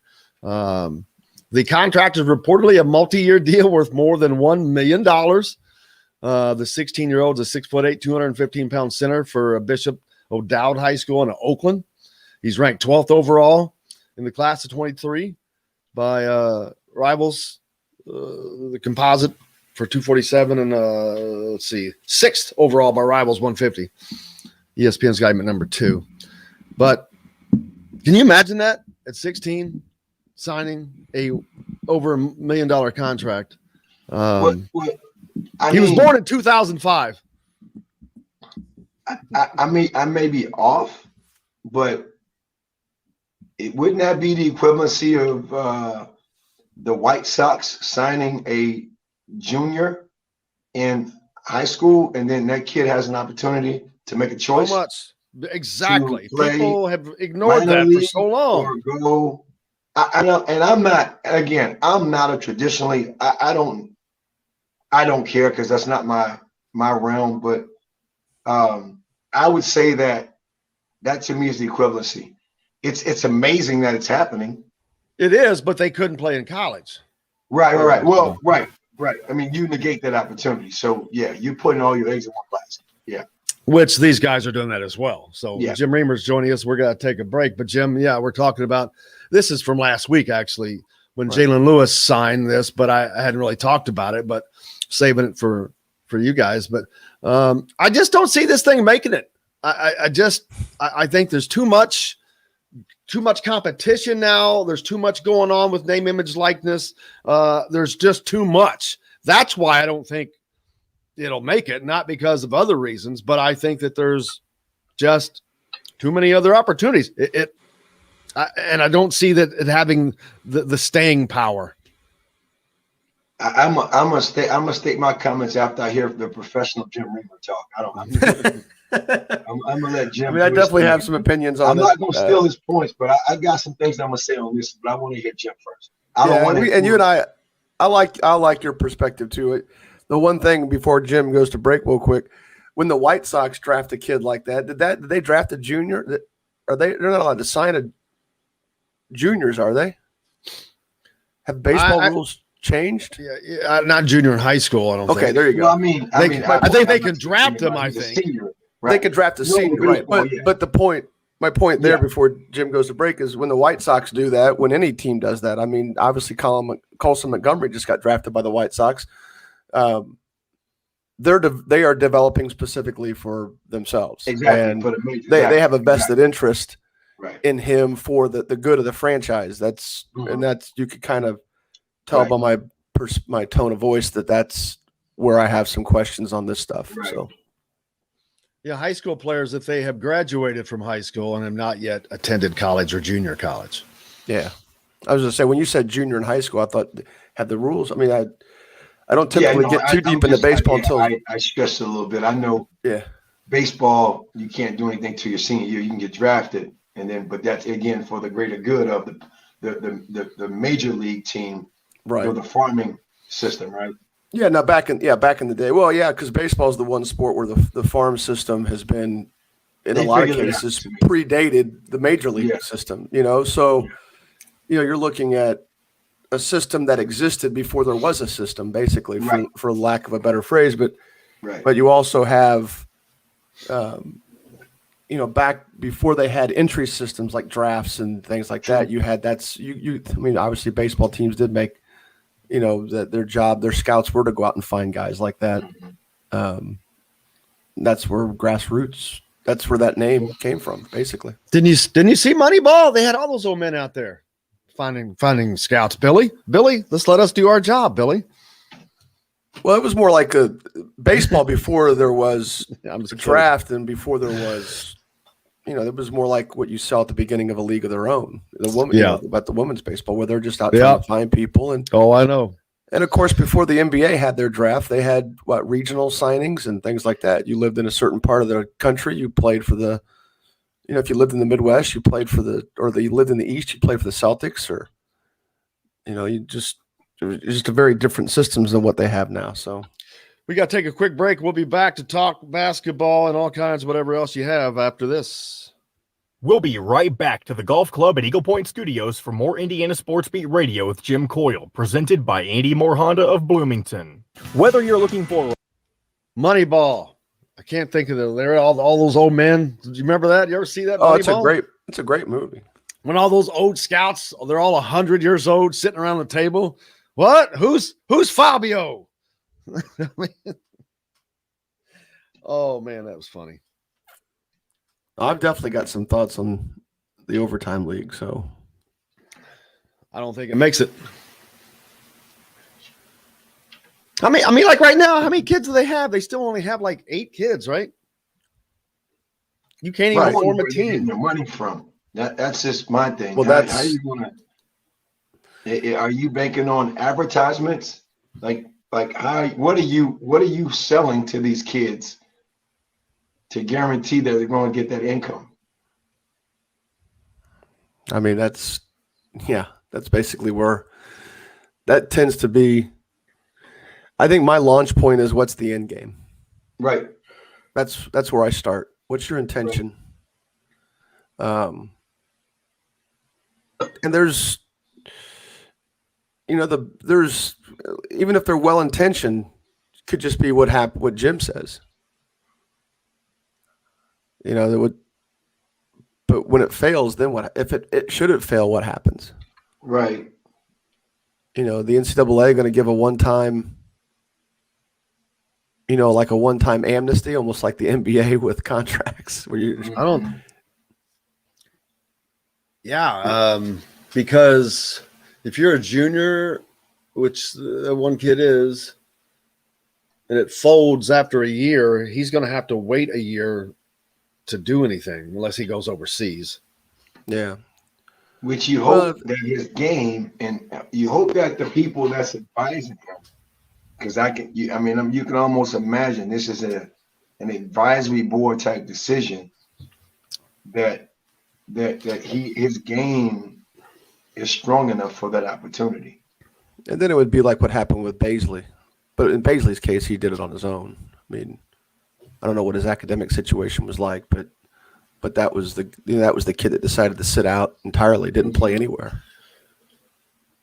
And he's having a pretty decent rookie contract with Oklahoma City.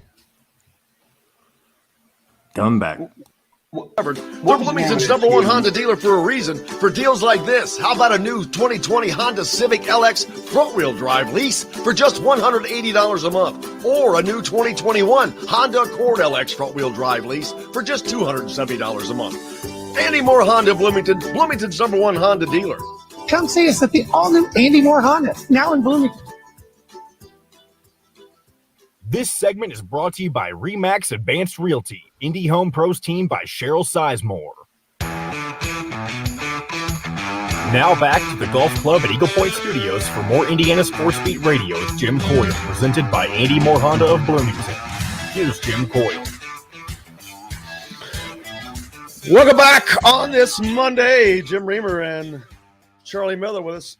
It's All-American Monday. Hope you're having a great start to your day. It's been a weird summer, man. It's never really been terribly hot this year. I mean, there's been some hot days, but we're not quite midway through July, and it's been not bad up here, Charlie. We're not having that Texas heat wave, man. Well, I tell you what, being in the gym, when people say it's hot to me, I don't say anything back because I can't say it's been hot. I've been inside the gym. And I just got back from Chicago, Jim Reamer, and it was gorgeous.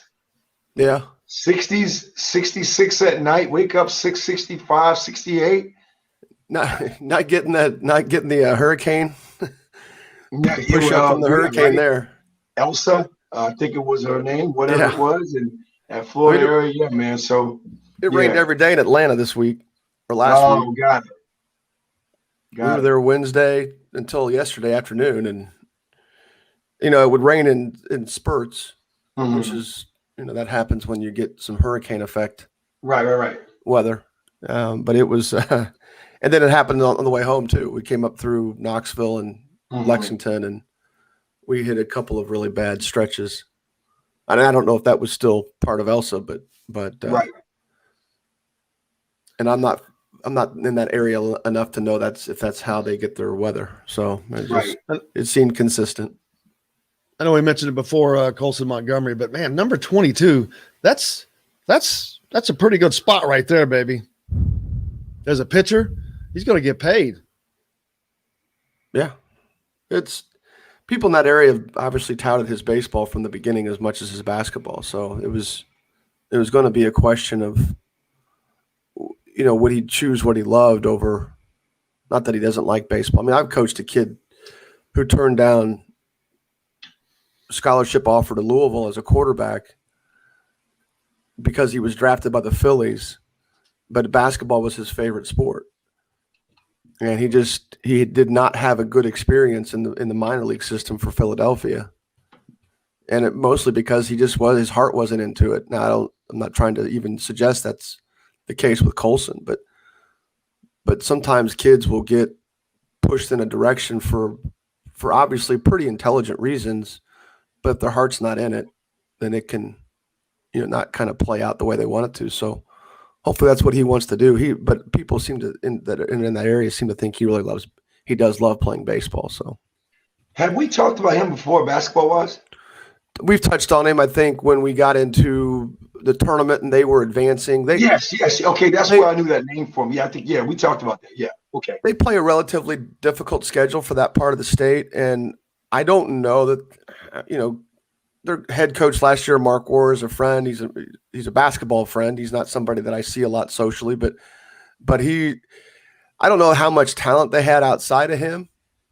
So there were some games where, they'd probably lose some close games and the record wasn't great. But then come tournament time, he was just he's usually the best player on the floor. Mm. And I think he took him all the way to either the regional final or semi-state. Yeah.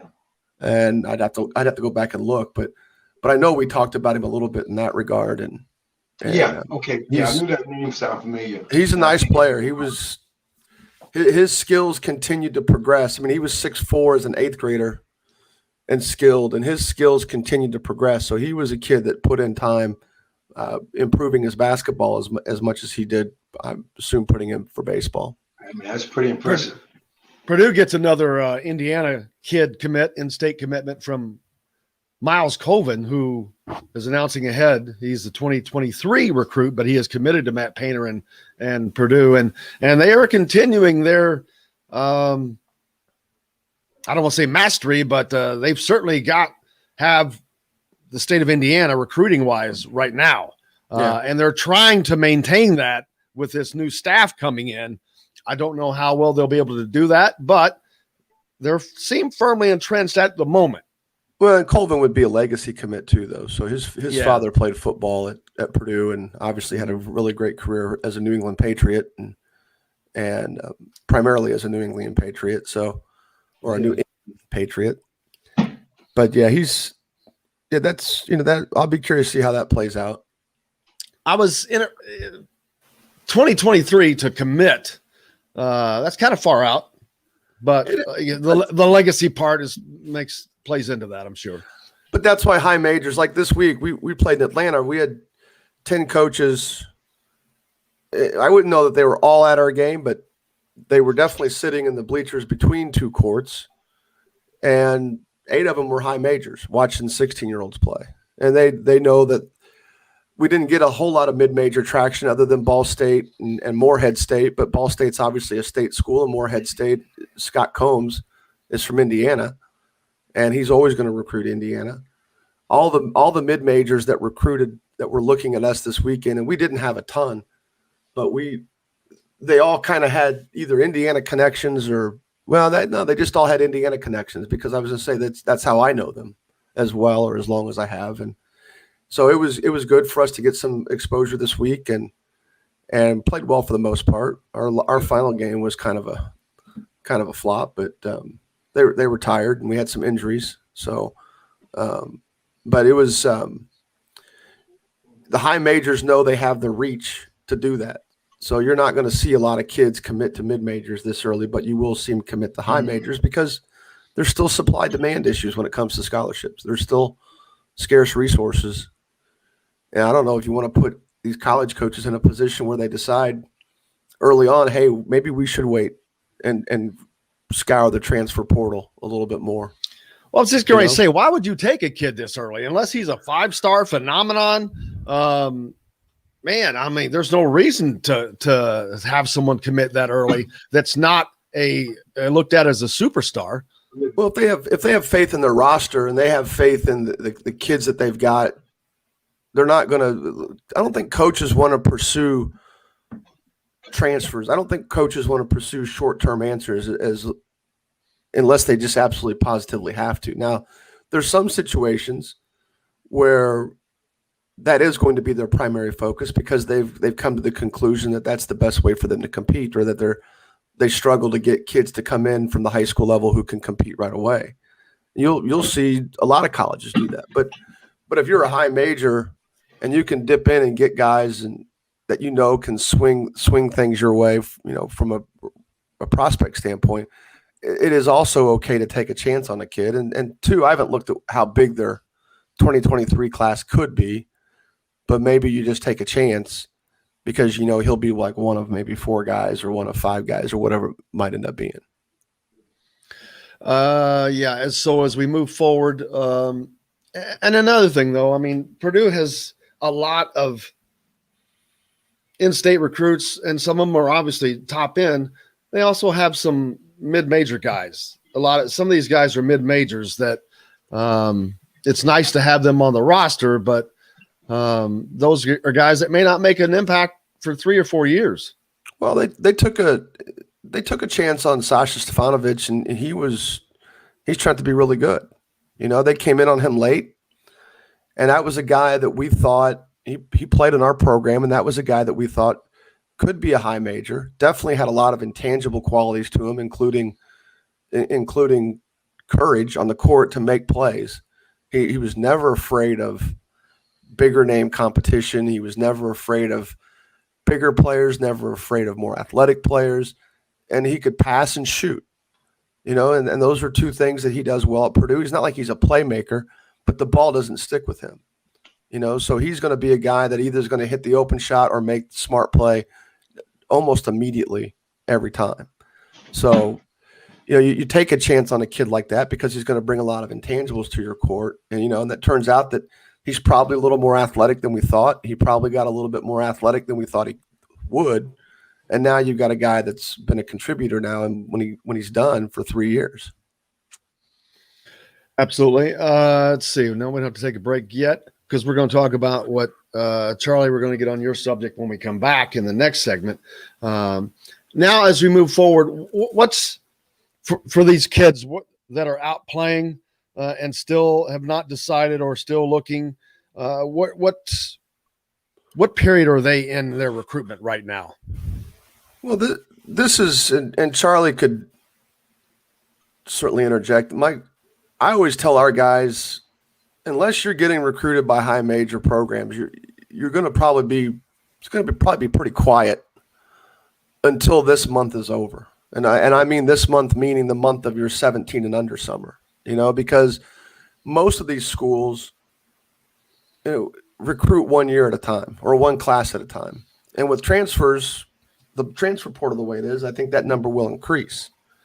So you're going to get situations where, things are pretty quiet. Then you go out and have a good July in between your sophomore and your junior year. Between your junior and senior year, and then things start to unfold.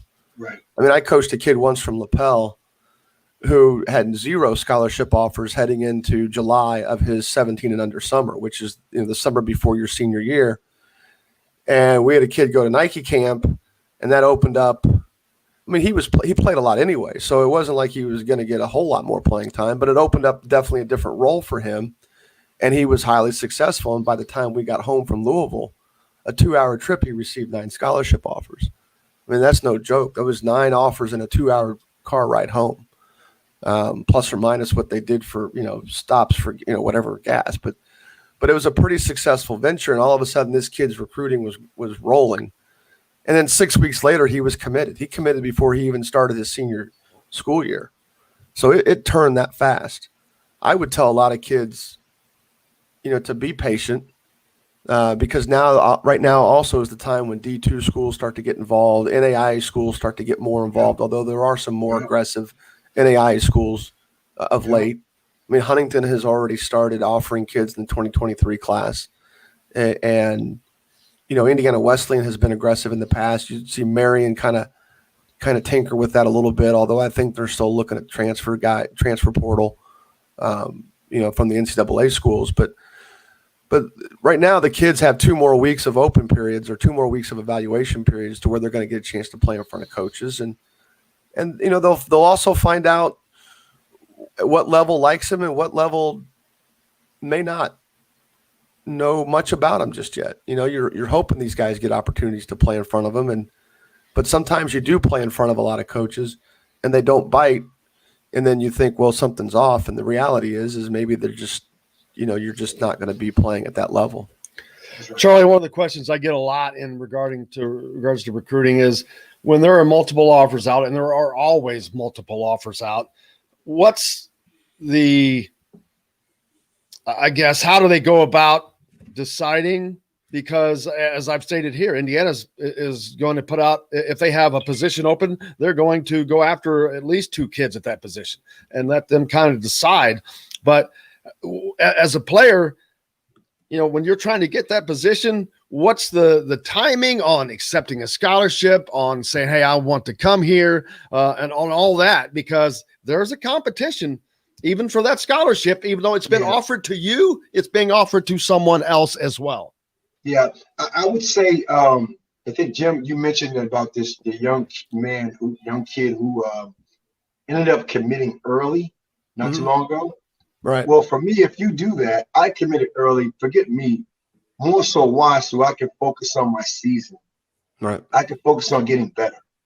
Right. So if you put yourself in that position as a player and you kind of went through your filter as to what you're looking for, you commit early, but you just want to get better and focus on your upcoming school season to continue to get better.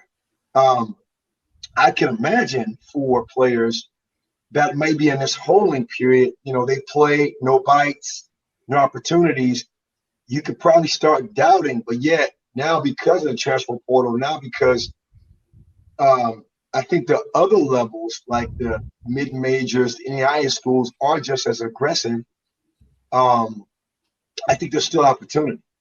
Yeah. I think there's still a lot of opportunity. So for me in particular, if I'm a player now, and let's say I'm in a situation where I got 2 weeks left coming into my senior year. I don't know if I'm fretting, to be honest with you, because if I took care of my business, I played, I know there's going to be opportunity. May not be where I'm thinking, but there's going to be price of opportunity. Well, and that's the key. It may not be where you're thinking. Yeah. And that's where guys got to be open. Look, so social media has created this false sense of urgency in recruiting.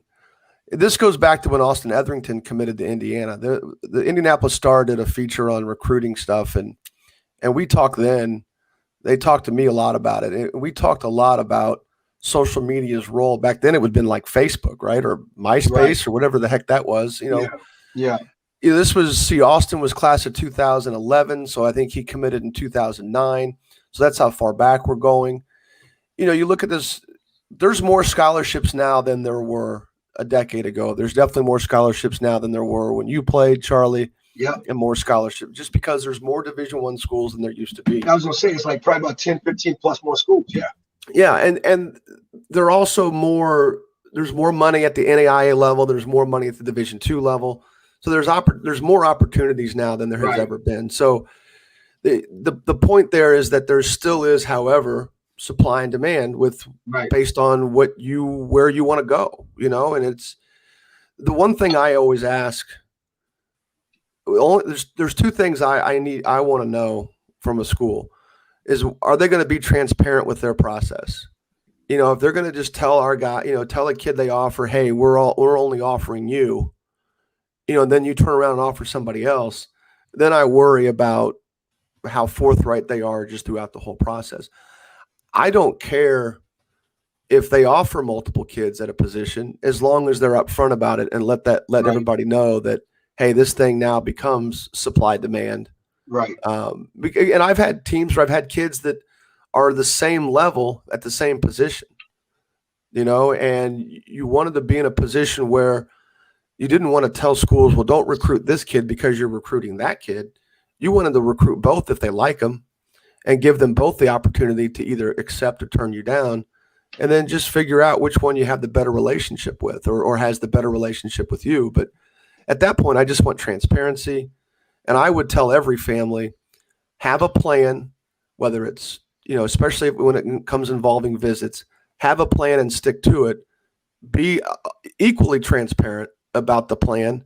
And if schools aren't willing to live up to it or try to pressure you through it, then that may not be the best place for you to commit.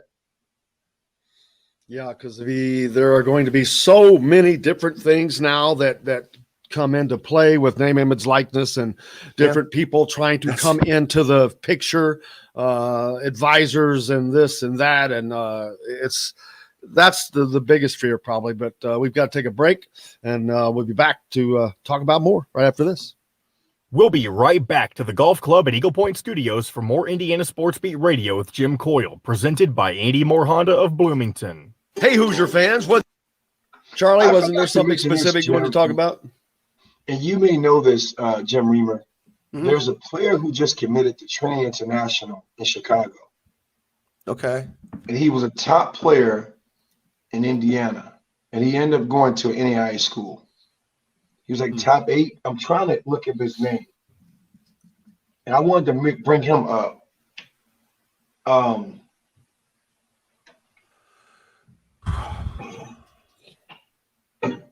mean, we're probably going to split hairs, and if it was a top name, right? Is that Okay. that's where we're going with this?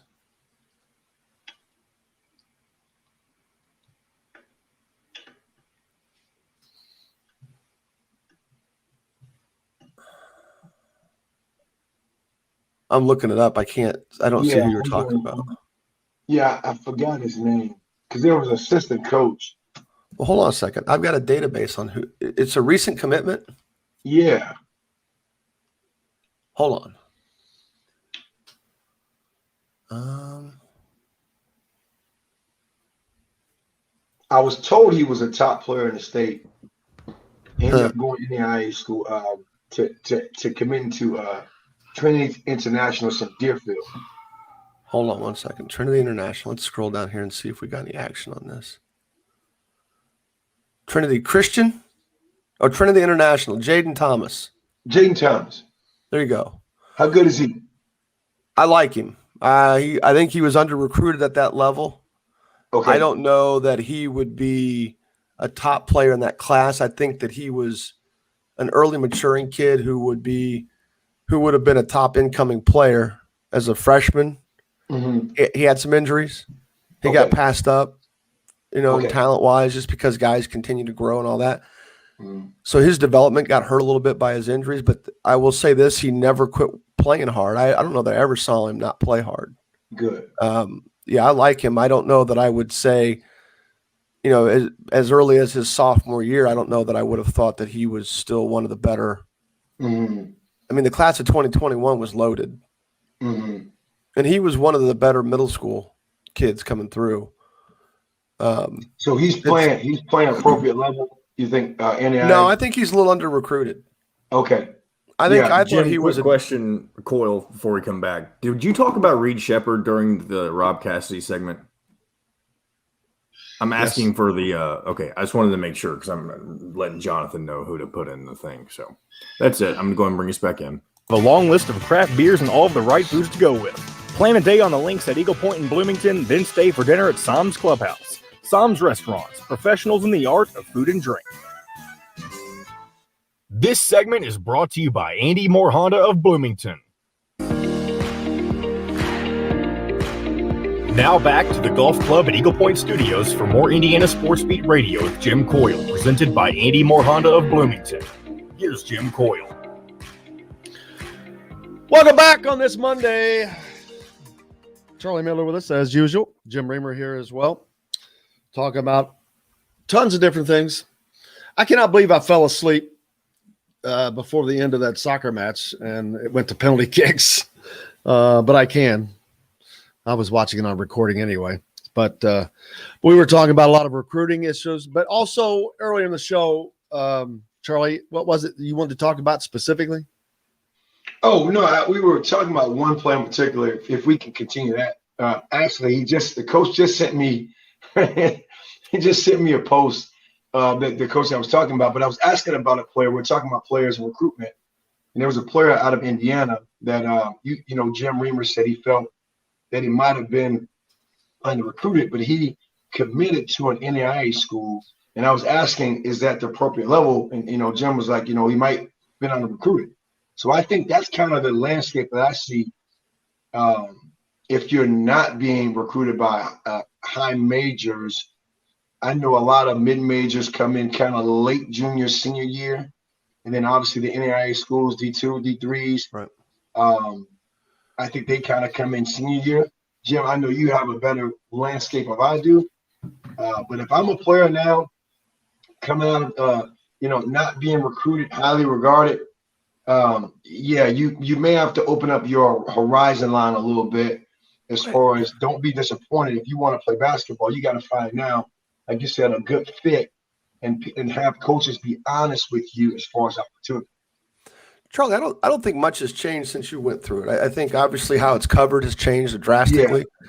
I do think that there's situations where you find out more information. Like we wouldn't have known that you committed to Indiana until after you signed, or even a week or a month. You know, what the Hoosier? What was the? Oh, you didn't get the Wells Fargo. You didn't get the Wells Fargo. What do you call it? What's it called? I don't know. The Telegram. Oh, the Telegram. Yeah, the Pony Express. It didn't come in. Pony Express. The Pony Express. No, the Pony Express didn't come through. Come on. No, but basically, you gotta send that up. You gotta dock that up. Now the question would be, obviously, Coach Knight made an offer from Indiana more exclusive than say guys since him. Yeah. You know, but that's just a difference of how to do it. You know, it's if Knight really wanted the kid, he would go out. I mean, Luke Record committed during his sophomore year of high school. Right. So, you know, and I remember one of my players who ended up committing to Louisville, who actually does a great job working with girls basketball programs up in Lafayette. Travis Best called me up the next morning, and this is the kid from Frankfurt, not the one from Georgia Tech. Frankfurt, I was going to say Travis Best. Come on, man. Not that one. The left-handed Bennett, man. No, but so Travis calls up. He's friends with Luke, and he goes, "What would keep me?" He was a big Kentucky fan. He goes, "What would keep me from committing to Kentucky tomorrow?" I said, I don't know. I'd start with an offer from Kentucky, right? You know, and I do think that schools have offered more kids at a younger age than what they used to, but you had an old guard of coaches. I mean, that like Duke now sort of still kind of follows that model. I don't know if Bill Self does or doesn't. I'd have to go through and check a lot of their, you know, the stuff on verbal commits and who's made what offers. But, you know, Knight would make that offer from Indiana pretty exclusive. You know, you wouldn't have, and I'm not being critical of Coach Woodson. Right now, Coach Woodson has 18 offers out to incoming junior or incoming seniors. There's 9 open offers to incoming juniors. 5 of them are point guards.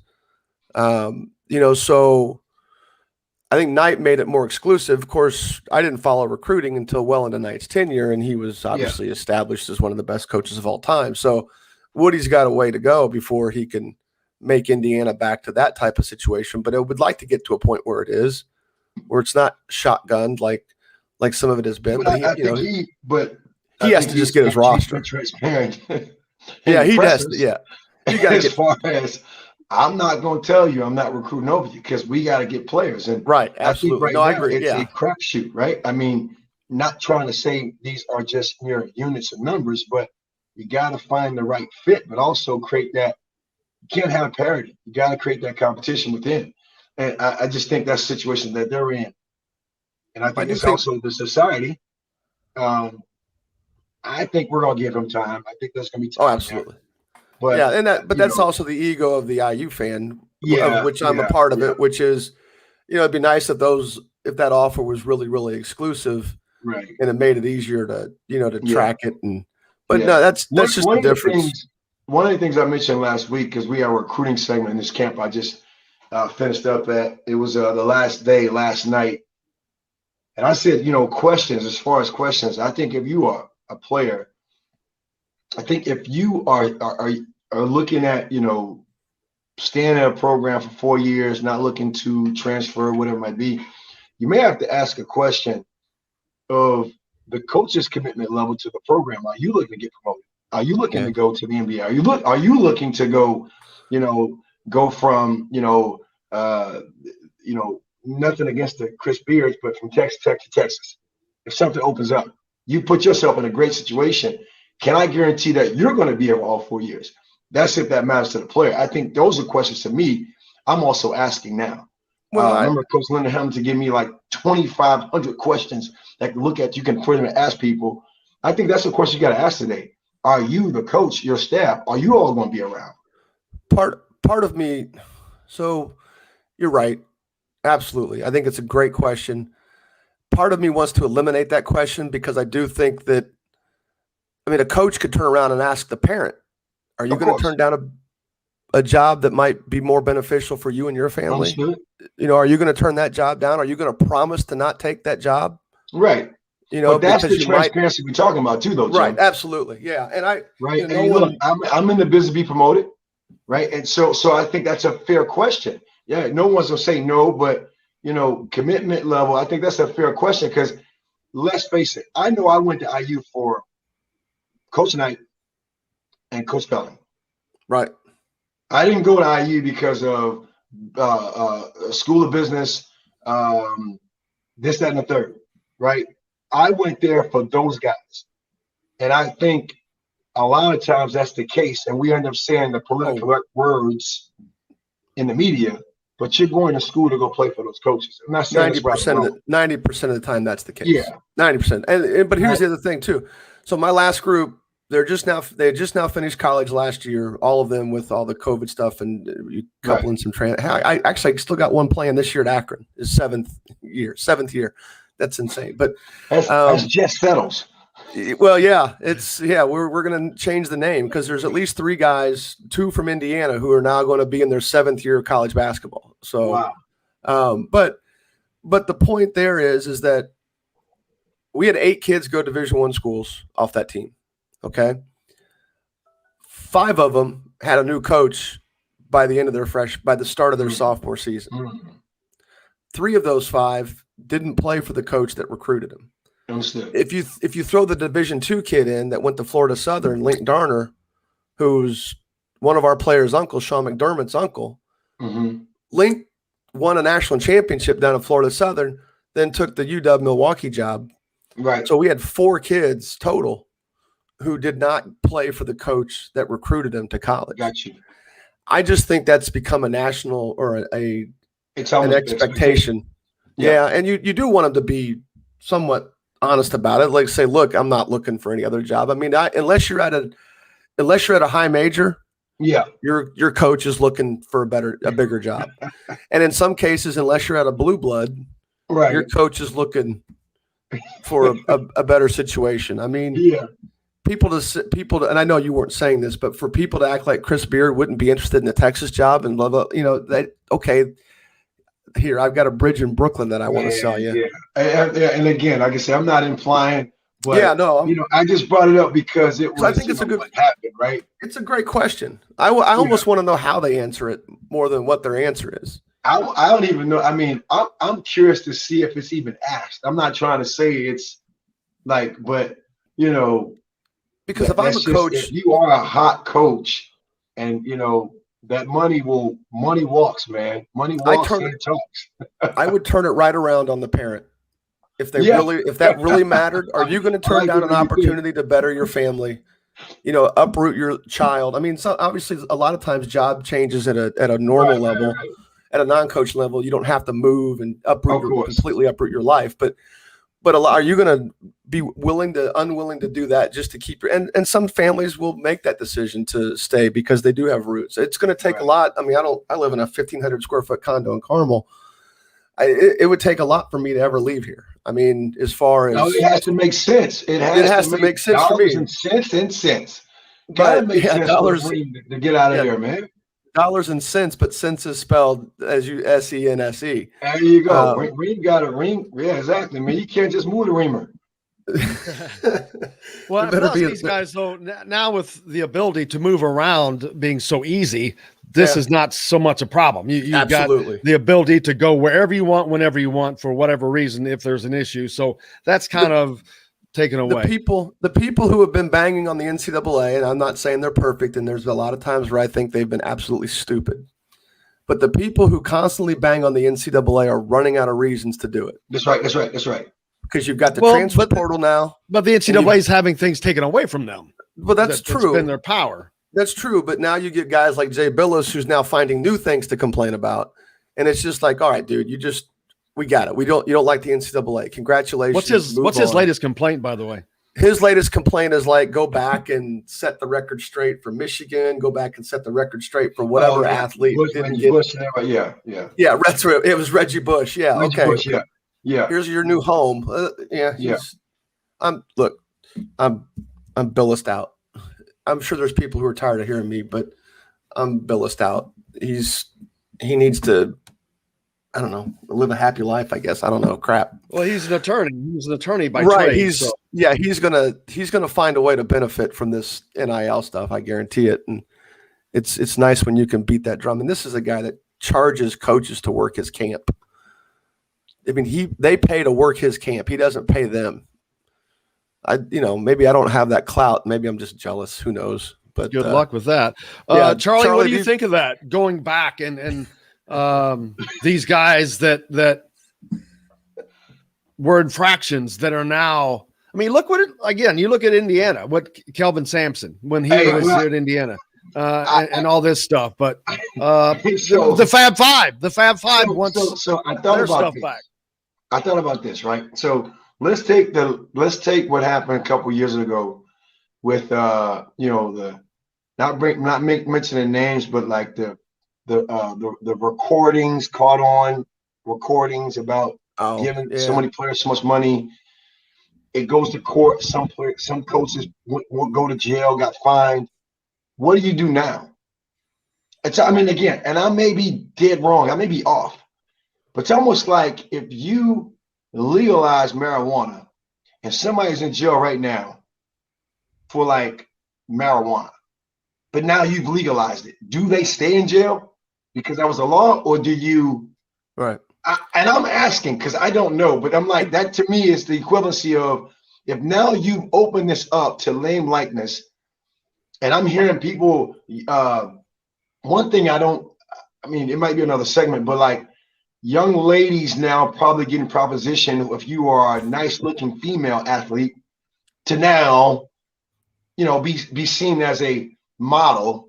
Right. But now so now what do we do? Like, do we release the Reggie Bushes? Do we give Michigan back? What do we do? That's kind of like where I'm at. I'm kind of caught, so I want to put that out there and figure it out.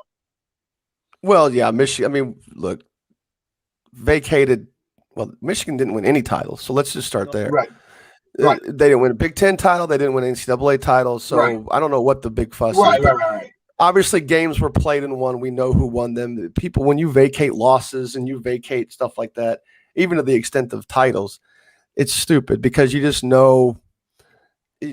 The game was played. We know who won. We know who lost. You just move on. Now, should it no longer say vacated? Possibly, but at the same time, rules are rules. I mean, look, Calvin Sampson didn't get screwed over at Indiana because of phone calls and text messages. Calvin Sampson got screwed over or screwed up at Indiana because he violated the terms of his punishment agreement. Right. It'd be like if you're a parent and you ground your child for, I don't know, something really serious, like say you caught your underage child drinking. Or not serious. Well, no, I mean something really serious. I mean something serious because here's my point. I'm going with that. Say you punish him for a month, like you don't let him go out. He has no outside privileges whatsoever other than school and maybe if he has a job. Parents. Yeah, or a sport.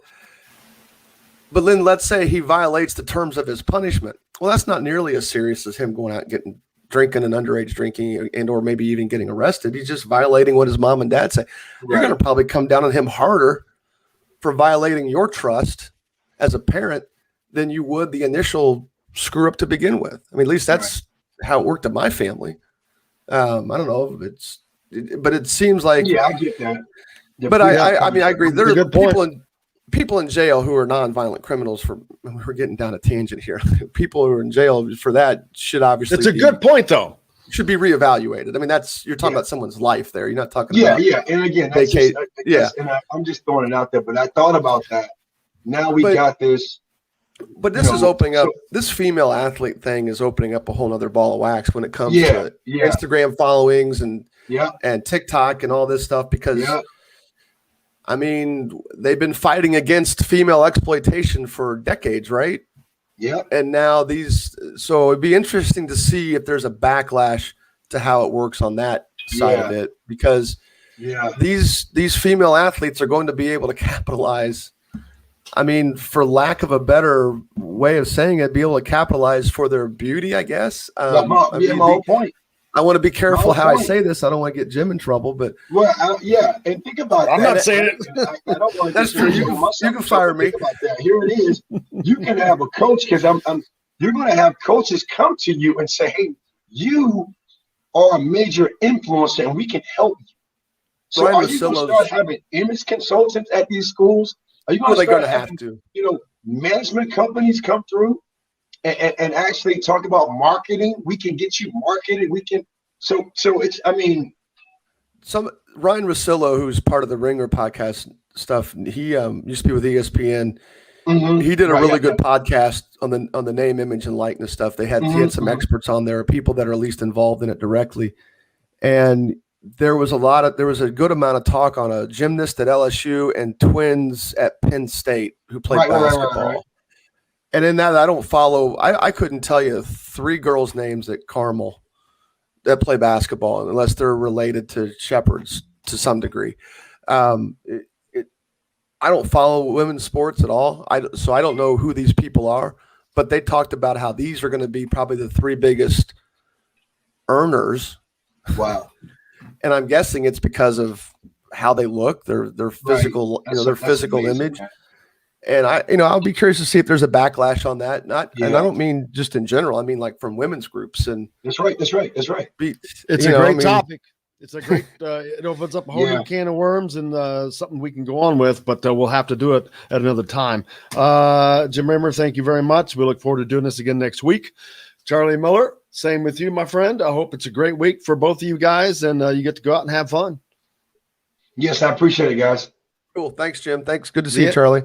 The end comes quick. Thanks to you guys. Most importantly, without you guys, we have nothing to do. We're back tomorrow. Kevin Brockway, Mike DeCourcy, Chronic Hoosier. Stay tuned. We'll be back then. Everybody else, if you're on radio, listen. Stay tuned for Dan Gursky down in Evansville and everywhere else. I will see you tomorrow on the radio.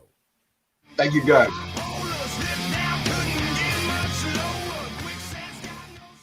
Hey, Jim, next Monday I'm out.